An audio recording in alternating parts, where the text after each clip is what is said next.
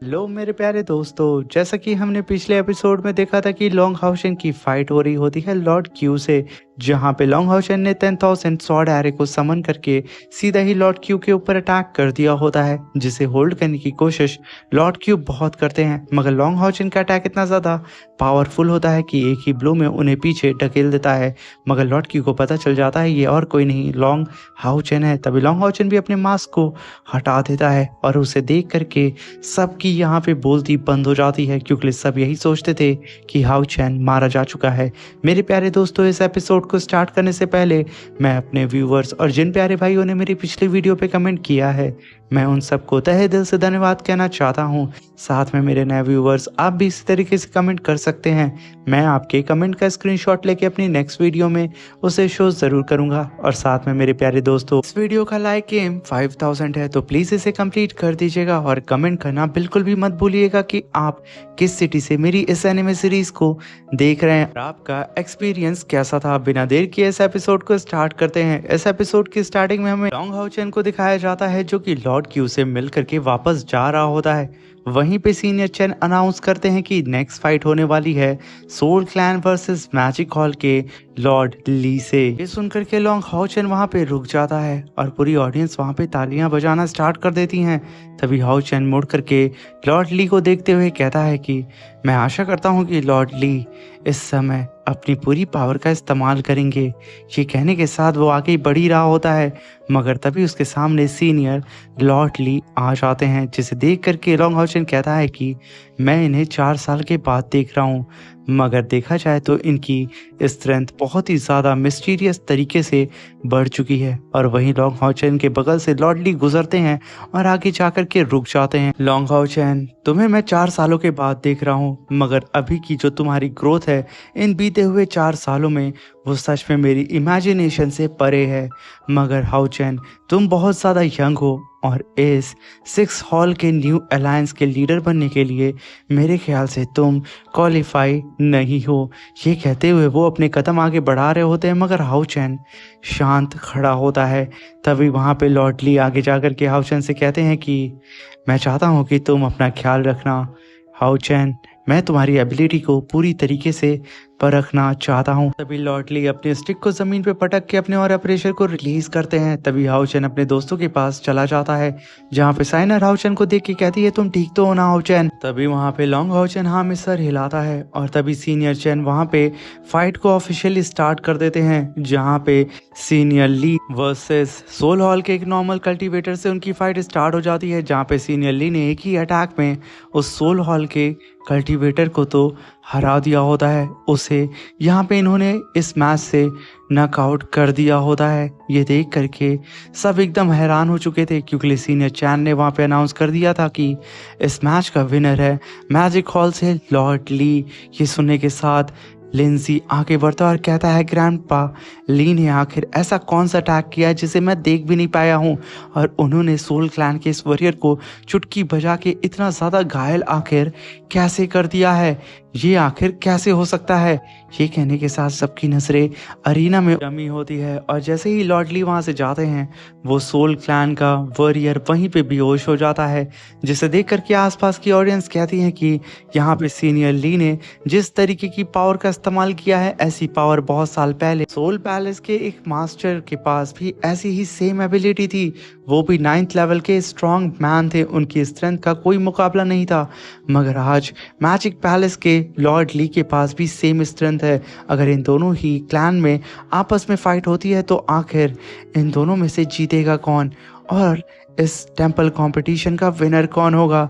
तभी उनमें से एक बंदा बोलता है मैजिक हॉल, तभी उसमें से दूसरा बोलता है सोल हॉल। तभी लॉर्ड ली अरीना से उतरने से पहले लॉन्ग हाउसेन की पूरी टीम की ओर देख रहे होते हैं, जहाँ पे साइनर उन्हें देख करके कहती है कि बीते हुए 4 सालों में सीनियर ली की स्ट्रेंथ बहुत ही ज़्यादा बेटर हो चुकी है। ये सुन करके लॉन्ग हाउसेन कहता है कि मैं जानता हूँ कि साइनर, इनकी स्ट्रेंथ बहुत ज़्यादा पावरफुल हो चुकी है, मगर ये जिस तरीके से मुझे देख रहे हैं, मुझे सच में काफ़ी खुशी हो रही है कि मैं इनसे कुछ देर बाद ही सही इस अरीना में ही फाइट करने वाला हूँ, और फिर पता चल जाएगा कि आखिर किसकी पावर कैसी है और कौन पूरी तरीके से क्वालिफाई है इस टेम्पल कंपटीशन को जीतने में। तभी वहाँ पे सीनियर चेन आते हैं और अनाउंस करते हैं कि अब फाइनली इस टेम्पल कंपटीशन का फर्स्ट राउंड यहाँ पे ख़त्म होता है। इस टेम्पल कंपटीशन को लगभग 7 दिन लग गए इसके फर्स्ट राउंड को पूरा होने में। और इस फर्स्ट राउंड का जो चैम्पियन है वो मैजिक हॉल है, जिन्होंने टोटल 400 पॉइंट्स को अचीव किया है। उसके बाद सेकंड नंबर पे आती है नाइट हॉल, थर्ड नंबर पे असैसिन हॉल, फोर्थ नंबर पे सोल हॉल और फिफ्थ नंबर पे वॉरियर हॉल और सिक्स नंबर पे dawn of light, seventh number पे हेलिंग हॉल। तभी वो सभी लोगों से कहते हैं कि ये सिर्फ एक रैंकिंग है, इस रैंकिंग के दम पे आप किसी भी हॉल को जज मत करिएगा।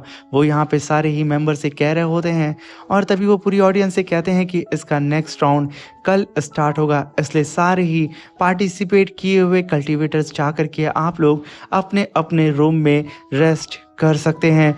और आप सब लोग एक बात का ध्यान रखिएगा, क्योंकि इसका जो सेकंड राउंड होने वाला है वो सच में बहुत ही ज़्यादा ऐतिहासिक होने वाला है, क्योंकि कब किसकी बाजी कहाँ से पलट जाए इसके बारे में हमें बिल्कुल भी अंदाज़ा नहीं है। ये सुनकर के पूरी की पूरी ऑडियंस वहाँ पे झूम उठती है, सब के सब वहाँ पे तालियां बजाने लगते हैं और कल का इंतज़ार करने लगते हैं। और तभी सीन शिफ्ट होता है और हमें सीमा सियान को दिखाया जाता है, जो कि बाहर आकर के सीधा अपनी टीम से कहता है कि मुझे बहुत कम लोगों को मारने का मौका मिला, अगर ज़्यादा मिलता तो मैं अपनी टीम के लिए ज़्यादा पॉइंट अचीव कर सकता था। मगर तभी लॉन्ग हाउसन उससे समझाते हुए कहता है कि सीमा सियान, पहला राउंड हमारा काफ़ी अच्छा था और डॉन ऑफ लाइट ने काफ़ी अच्छा प्रदर्शन भी किया है, मगर नेक्स्ट राउंड में हम अच्छा स्कोर करेंगे और कैसे भी करके हमें अपनी रैंकिंग को ऊपर लेकर के जाना होगा। ये सुनकर के हाउचन की पूरी टीम वहाँ पे एकदम खुश होते हुए एक्साइटेड फॉर्म में आके कहती हैं कि लीडर, हम सब यहाँ पे अपनी पूरी जी जान लगा देंगे। मगर तभी हाउचन को वहाँ पे पीछे से आवाज़ आती है, यंग ब्रदर। तभी सब वहाँ पे दंग हो जाते हैं, आखिर ये कौन है? ये लिंगर होती है, जो कि हाउचन की तरफ दौड़ते हुए आ रही होती है। उसे देख करके लिंजी को लगता है कि वो उससे यहाँ पे गले मिलने के लिए आ रही है। ये जान करके वो भी पागलों की तरह बाहें फैला करके सीधा ही लिंगर के पास भागते हुए चला जाता है। लिंगर उसके जैसे ही करीब आती है, लिंजी की धड़कन रुक जाती है, मगर लिंगर तो उसे इग्नोर करके सीधा ही हाउचन को जा करके गले लगा लेती है और उसे छूते हुए कहती है कि ब्रदर, तुम ठीक हो ना? तुम्हें चोट तो नहीं लगी ना? आखिर साइनर कहाँ पे है? उसके बहुत सारे यहाँ सवाल होते हैं, मगर यहाँ पे हाउचन कहता है मैं बिल्कुल ठीक हूँ। मगर तभी वहाँ पे साइनर भी आती है और कहती है कि लिंगर, तुम परेशान ना हो, यहाँ पे हम सब लोग ठीक हैं। तभी लिंगर कहती है कि सच में ये 4 साल का समय बहुत ही मुश्किल था। अभी वहाँ पे लिंजी तुरंत ही लिंगर से कहता है कि लिंगर, क्या तुमने मुझे मिस नहीं किया? इन 4 सालों में मेरे लिए भी ये पल बहुत ही मुश्किल था। लिंगर, मैं तुमसे बहुत प्यार करता हूँ। मगर लिंगर तो लिंगर थी। तो लिंजी के सामने मुंह फुलाते हुए कहती है कि बाहर में जाओ, मुझे तुमसे तो कोई भी मतलब नहीं है, मुझे सिर्फ अपने जूनियर ब्रदर से मिलना था और कुछ भी नहीं। ये कहते हुए वो वहाँ पे रूठ जाती है। बेचारा लिंजी उसे मना रहा होता है। वहीं पे सीमा सियान भागते हुए सीधा ही जियाओ भाई के पास जाता है और कहता है कि जियाओ भाई, फाइनली मैं तुम्हें 4 सालों के बाद देख रहा हूँ, आई रियली लव यू।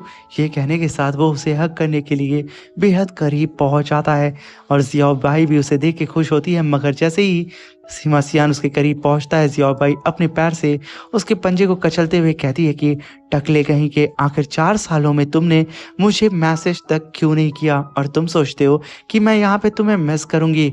बाहर में जाओ, मैं तुमसे प्यार व्यार नहीं करती हूँ।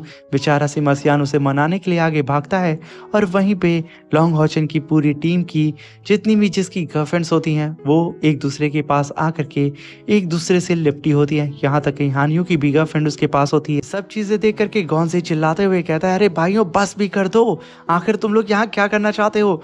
तुम सबकी गर्लफ्रेंड तुम लोगों के पास है, मगर मेरी गर्लफ्रेंड तो मेरे होम टाउन में है। ये कहते हुए वो अपने बाल को नोचता और कहता है कि जल्दी से ये टेंपल कंपटीशन खत्म हो और मुझे वापस अपनी गर्लफ्रेंड से मिलने के लिए जाना है। ये कहने के साथ उसकी बात को सुन के सब वहाँ हंसने लगते हैं।